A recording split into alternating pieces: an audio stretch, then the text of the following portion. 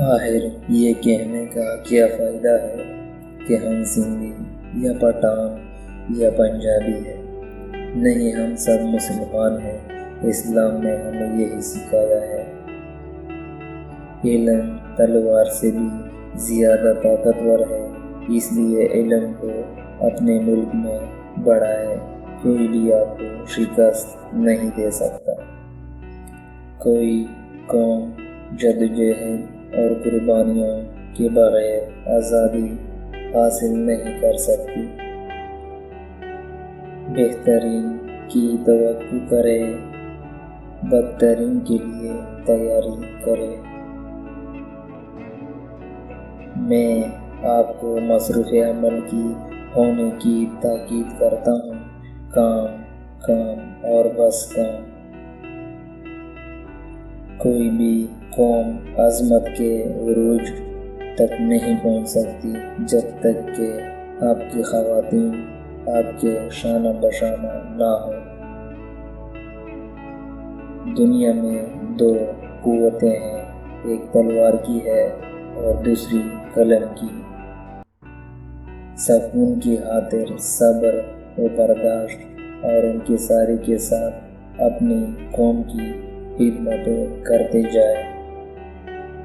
میرے پیغام کا خلاصہ یہ ہے کہ ہر مسلمان کو دیانتداری، خلوص اور بے غرضی سے پاکستان کی خدمت کرنی چاہیے۔ ہر قسم کی ضرورت کو پورا کرنا اور ہر طرح کے خوف کو دور کرنا ہی ہمارا مقصد نہیں ہونا چاہیے، بلکہ وہ آزادی، وہ اخوت اور وہ مساوات حاصل کرنا چاہیے جس کی تعلیم ہمیں اسلام نے دی ہے۔ کوئی فیصلہ لینے سے پہلے 100 بار سوچ لو، لیکن جب فیصلہ لے لو تو اس پہ ڈٹ جاؤ۔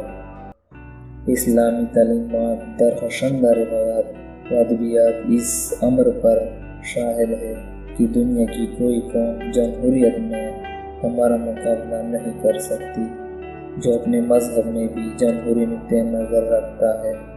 یقین، نظم و ضبط اور بلوث لگن کے ساتھ دنیا کی ایسی کوئی چیز نہیں جو حاصل نہیں کی جاتی۔ گلاب کو خواہ کسی بھی نام سے پکارا جائے، اس کی خوشبو میں فرق نہیں پڑتا۔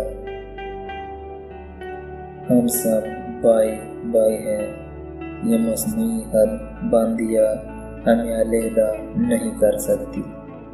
جب حکومت تعریف کی مستحق ہو تو آپ اس کی تعریف کریں، اور جب تنقید کی مستحق ہو تو بے خوفی سے تنقید کریں۔